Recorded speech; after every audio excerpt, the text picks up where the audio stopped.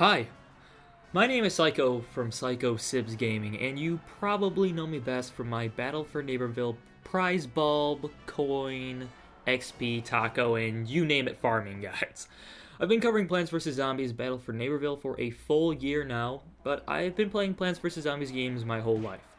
Now, with all the PvZ drama in the community lately due to the unexpected fall of Battle for Neighborville, there have been a lot of questions thrown around as to the future of this franchise.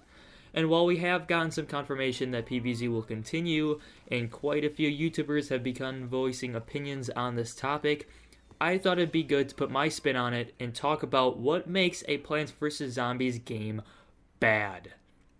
So today we are going to unravel why a game like Battle for Neighborville was destined to fail, and why so many people hate on the Plants vs. Zombies 3 game to come. I do believe it's all tied together in one central concept, something that all sequels really struggle with, be it the gaming, film, or other entertainment media industry. So if you're new to the channel and enjoy the video, please be sure to leave a like and subscribe, because now it is time to dive deep into discussion with Psycho Sibs Gaming.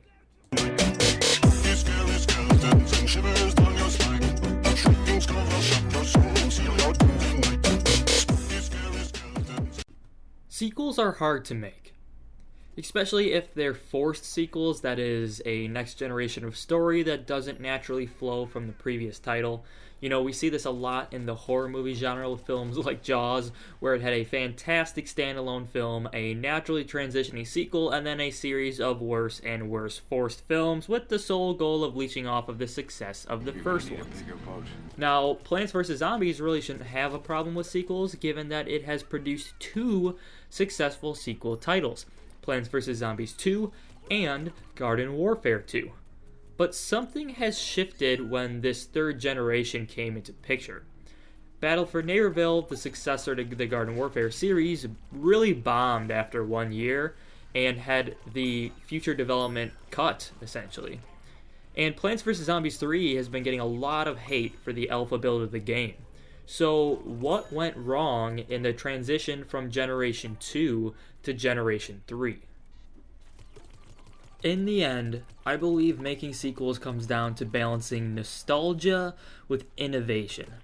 You have to retain enough of the previous installment to keep fans happy. They're coming back because they like the elements of the first game, so it's key to retain those core elements.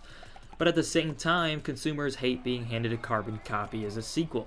It has to have a new, fresh feeling, even though it has to be built from the older title. It's a very tricky balance to get right. And I believe that Garden Warfare 2 and Plants vs. Zombies 2 absolutely nailed it.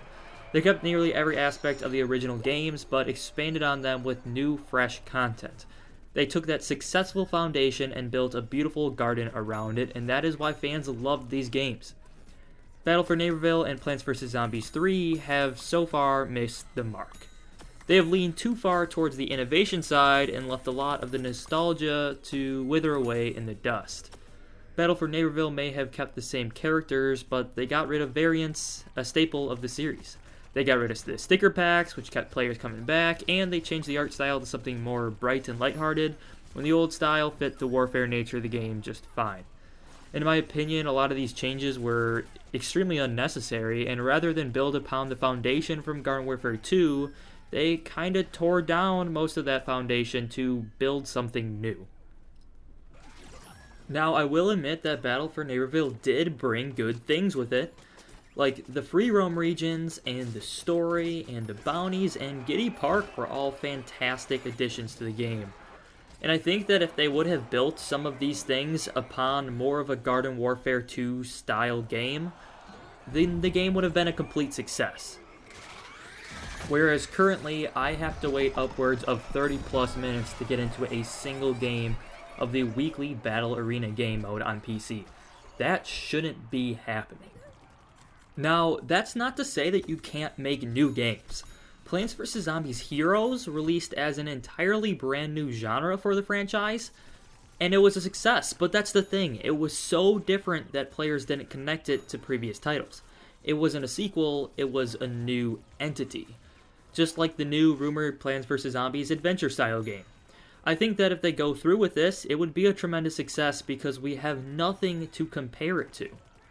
But Battle for Neighborville, despite having a different name, was part of the Garden Warfare series in the eyes of the players, and therefore it had certain expectations it needed to live up to. Finally, I mentioned that Plants vs. Zombies 3 was also getting similar hate. I think the same logic applies to the traditional PvZ series as well as the Garden Warfare series here. Plants vs. Zombies 2 didn't change the Plants vs. Zombies 1 formula. It simply expanded on it by adding tons of new worlds, zombies, plants, and this bonus PvP arena mode to keep players engaged. Plants vs. Zombies 3 aims to change a lot of that foundation instead of enhance it. Now, if you do want to learn more about that game, I suggest you look up some player reviews on it, because the game was not available in my country, so I don't want to give too many opinions on something I've never played. That being said, listening to community feedback, I do believe that the complaints are generally from the same sort of innovation issues.